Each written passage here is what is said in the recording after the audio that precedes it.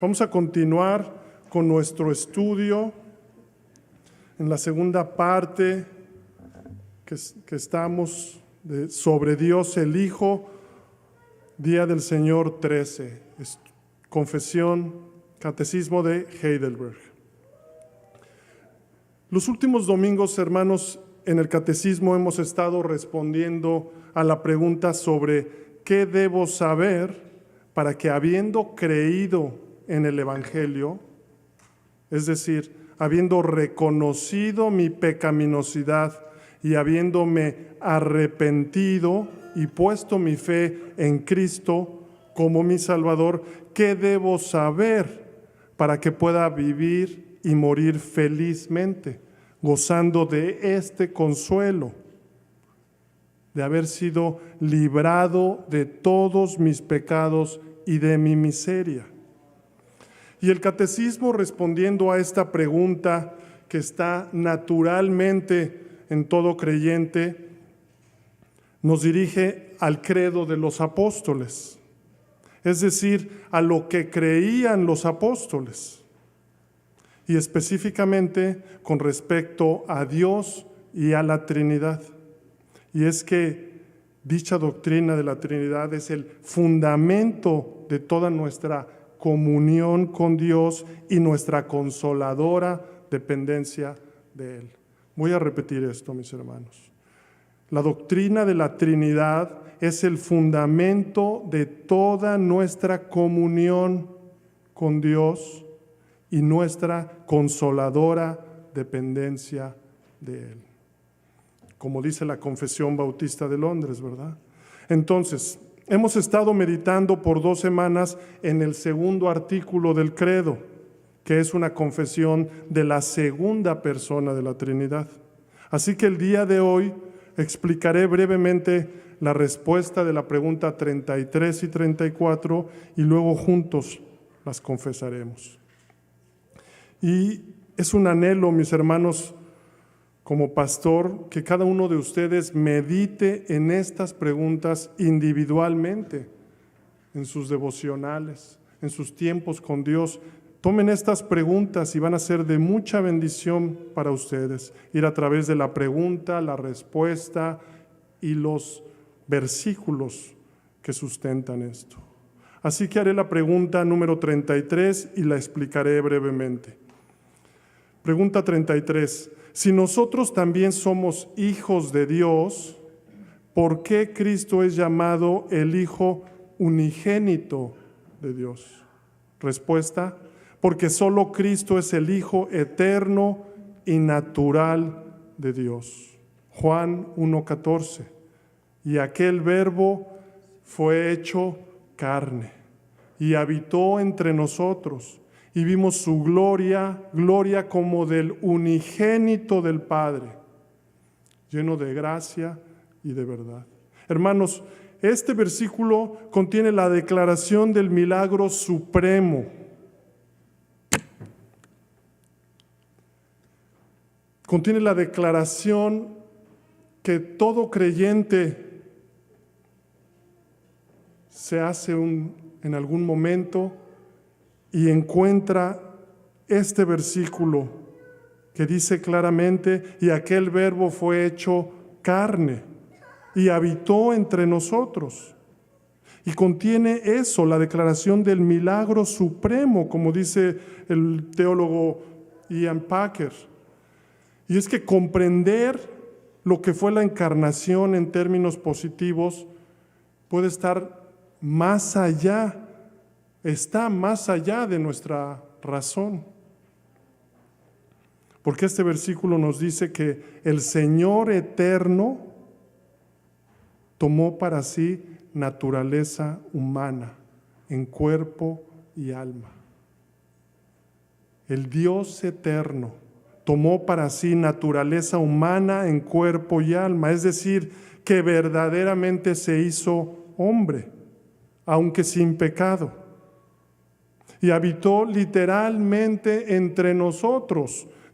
Eso es lo que significa tabernaculizó, hizo tabernáculo entre nosotros. Esto es que Cristo es el verdadero templo por el cual la gloria de Dios mora con el hombre.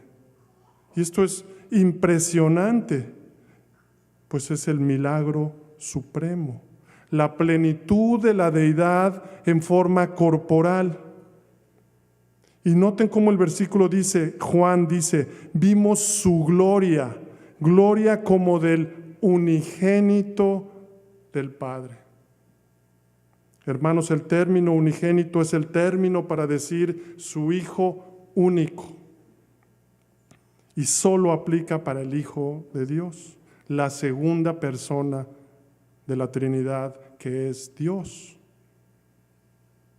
Y la implicación es que el mismo Jesús, como el único Hijo de Dios, disfruta del amor más querido de su Padre. Dios mismo lo dijo cuando habló desde el cielo para identificar a Jesús en su bautismo y en su transfiguración. Este es mi Hijo amado.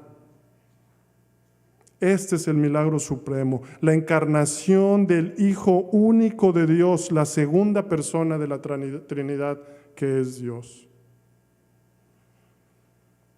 Y que no se puede entender con la razón humana. Pero llevamos 2000 años celebrando incluso la Navidad. Esto es lo que celebramos. La encarnación del Hijo de Dios. Y no se puede entender con la razón humana. Porque incluso aún la fórmula que vemos para la encarnación en el Concilio de Calcedonia, que dice una persona en dos naturalezas, completamente Dios y completamente hombre, parece simple, pero esto es insondeable para la razón humana. Y además, esta frase del credo, su Hijo unigénito, es un baluarte contra la rebaja y la negación de la deidad de Jesús. Es como una columna para que la deidad de Jesucristo no sea rebajada ni negada. Esto se hace comúnmente en cultos y sectas. Packer comenta, Jesús no era solo un buen hombre inspirado por Dios, tampoco era un superángel o el primero y más fino de todas las criaturas llamado Dios con D minúscula. Por cortesía no es llamado así, porque está muy por encima de los hombres que Él les ha llamado Dios con D minúscula. Eso es lo que decían los arrianos en el siglo IV. Y lo que dicen ahora los testigos de Jehová. Jesús era y sigue siendo el único Hijo de Dios, tan verdadera y plenamente Dios como lo es su Padre. Hebreos capítulo 1, versículo 1 y 2 dice, Dios habiendo hablado muchas veces y de muchas maneras en otro tiempo a los padres por los profetas, en estos postreros días nos ha hablado por el Hijo, a quien constituyó heredero de todo y por quien asimismo hizo el universo. Juan 3:16, porque de tal manera amó Dios al mundo que ha dado a su Hijo unigénito, a su único Hijo, para que todo aquel que en Él cree no se pierda, mas tenga vida eterna. Primera de Juan, capítulo 4, versículo 9. En esto se mostró el amor de Dios para con nosotros, en que Dios envió a su Hijo unigénito al mundo, para que vivamos por Él. Romanos 8:32, el que no escatimó ni a su propio Hijo, sino que lo entregó por todos nosotros. Solo Cristo es el Hijo eterno y natural de Dios, pues comparte la misma esencia divina que el Padre. Y el Catecismo agrega, y nosotros somos hijos adoptados por Dios, de Dios por gracia, a causa suya. Es que esta es una realidad. Nosotros venimos a ser sus hijos legales, como después de un proceso legal se lleva a cabo una adopción. Y este derecho legal como hijos adoptados es por gracia de Dios, por amor de Él, a causa de Jesucristo, el unigénito del Padre, el amado. Noten cómo lo dice Juan en el capítulo 1, versículo 12. Mas a todos los que le recibieron, hablando de Jesucristo, a los que creen en su nombre les dio potestad, les dio el derecho de ser hechos hijos de Dios. Así que, mis hermanos, esta respuesta del catecismo nos está llevando a meditar en esta bendición, porque antes éramos enemigos de Dios, pero ahora tenemos paz con Dios, pues hemos sido adoptados como sus hijos. Y ahora tenemos este consuelo y podemos vivir y morir felizmente como creyentes. Y el Espíritu mismo da testimonio a nuestro espíritu de que somos hijos de Dios. Romanos 8:16. Y por cuanto sois hijos de Dios, Dios envió a vuestros corazones el Espíritu de su Hijo, el cual clama, Abba, Padre. Así que, mis hermanos, si hemos creído y hemos puesto nuestra confianza en Jesucristo, somos hijos adoptados de Dios por gracia, a causa suya, a causa de Jesucristo. Miren cómo dice Efesios capítulo 1, versículos 5 y 6. En amor, habiéndonos predestinado para ser adoptados hijos suyos por medio de Jesucristo, según el puro afecto de su voluntad, para alabanza de la gloria de su gracia, con la cual nos hizo aceptos en el amado. Somos aceptados en Cristo porque fuimos predestinados para ser adoptados por medio de Jesucristo como hijos de Dios al creer en Él, al arrepentirte y venir genuinamente a Cristo en fe. Así que ahora pasemos a la pregunta 34. ¿Por qué lo llamas Señor nuestro? Respuesta: porque Él, no con oro o plata, sino con su preciosa sangre, nos ha redimido en cuerpo y alma de todos nuestros pecados. En otras palabras, porque Él pagó el precio para librarnos de la esclavitud, de la miseria en que vivíamos. Es decir, pagó por nuestra libertad como un pago de rescate, rescatando nuestros cuerpos y almas de los pecados. Primera de Pedro, capítulo 1, versículo 18, sabiendo que fuisteis rescatados de vuestra vana manera de vivir, la cual recibisteis de vuestros padres. Y fuimos rescatados no con cosas corruptibles como oro y plata, sino con la sangre preciosa de Cristo, como de un cordero sin mancha y sin contaminación. La palabra rescate o redención es un término técnico aplicado al pago para comprar la libertad de un prisionero. Y es que esa es la condición en la que se encuentra alguien que no se ha arrepentido y reconocido a Cristo. Es un prisionero.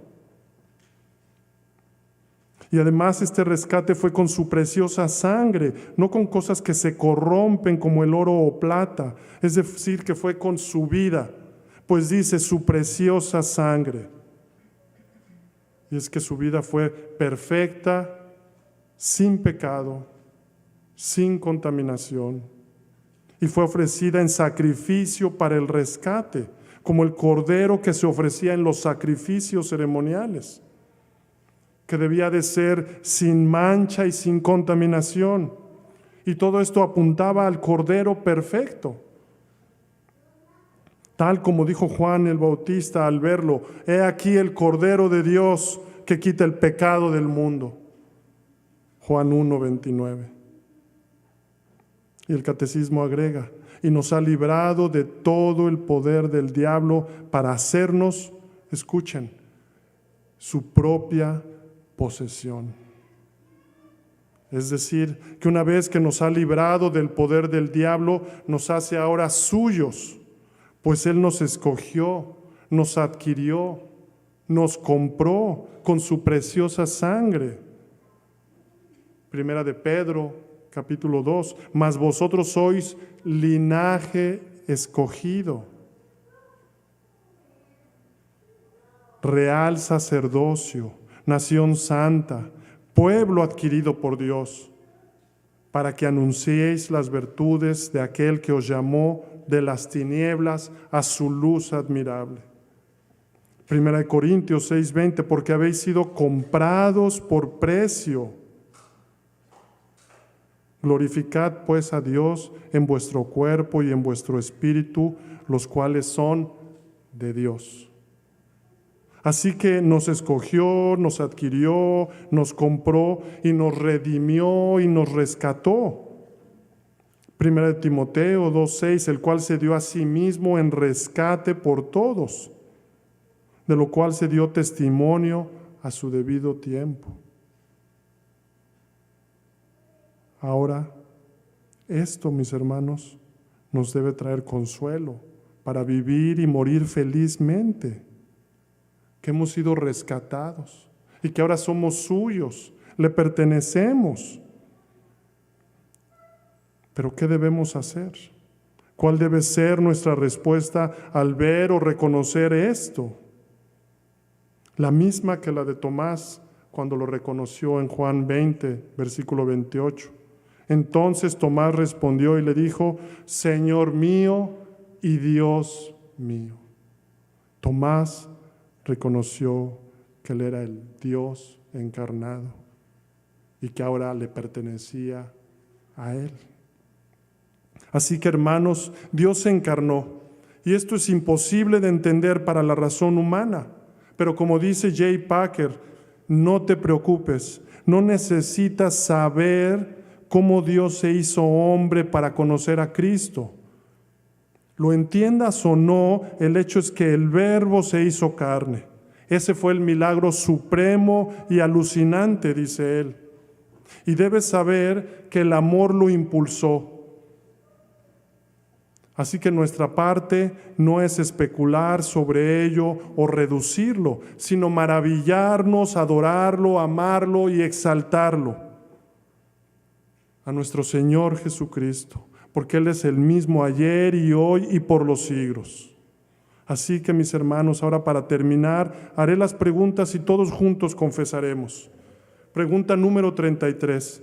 Si nosotros también somos hijos de Dios, ¿por qué Cristo es llamado el Hijo unigénito de Dios? Respuesta: porque solo Cristo es el Hijo eterno y natural de Dios. Nosotros somos hijos adoptados de Dios por gracia a causa suya. Pregunta número 34. ¿Por qué lo llamas Señor nuestro? Porque Él, no con oro o plata, sino con su preciosa sangre, nos ha redimido en cuerpo y alma de todos nuestros pecados y nos ha librado de todo el poder del diablo para hacernos su propia posesión.